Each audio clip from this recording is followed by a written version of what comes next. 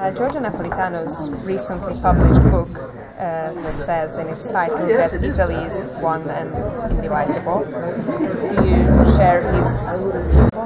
Any country is divisible, and Italy was never really unified. The South is not really a problem that has been successfully solved.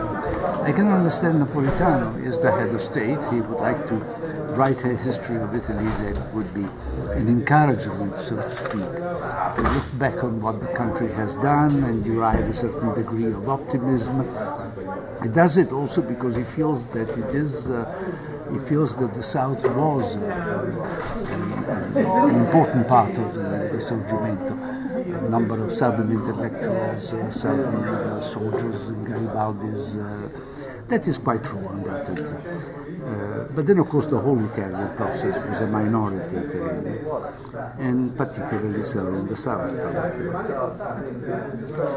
And regarding the chances of a United States of Europe, Italy has had many very famous and influential proponents of this, but do you think it really has good chances to emerge as long as some of the nation states are also not deeply unified?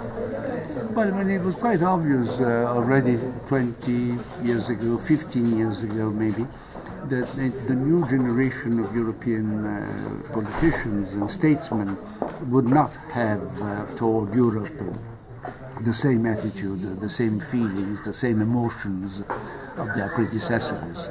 It was obvious in Germany, for example. Kohl was very European. Schröder and Merkel, no, they belonged to a different generation. So it was quite obvious that they sort of accepted Europe as something that you could not undo. But they felt no great enthusiasm in going forward with the further concessions of sovereignty to the European institutions. Well, now we have a crisis, and the crisis is slowly convincing a number of people, a number of Eurosceptics, that the choice now is not between Europe and national sovereignty. The choice now is between making Europe stronger or risking the catastrophe of a currency collapse that would probably have untold and unintended consequences. And so I see, for example, that Merkel has become considerably more of a Europhile than she used to be. It could very well be that this crisis, when we are through with it, and we look back at what happened, was a gift of Providence. Your speech touched upon the US-Italian relationship, and you also published a book 15 years ago about this. In its title it says that this relationship is an unequal exchange.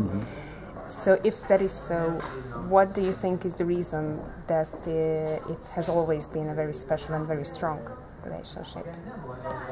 Well, basically, there are lots of them. I mean, if you want a short reply, the lack of an Italian army. But you see, if the problem is security, and the problem during the Cold War was security, either a country can defend itself with its own weapons and with its own will, and then that country is to a certain degree independent. Nobody's totally independent, but that country is independent. If that country cannot defend itself and relies on somebody else, it is not really independent. When General de Gaulle decided to abandon NATO and finish building nuclear weapons for France, I mean, the construction had already begun, well, he made the choice. He chose independence. Italy has never chosen independence. After the Cold War, it's quite obvious that we are all considerably less sovereign than we used to be. The world has become more and more interdependent. National sovereignty, everybody's national sovereignty has gotten thinner and smaller in size.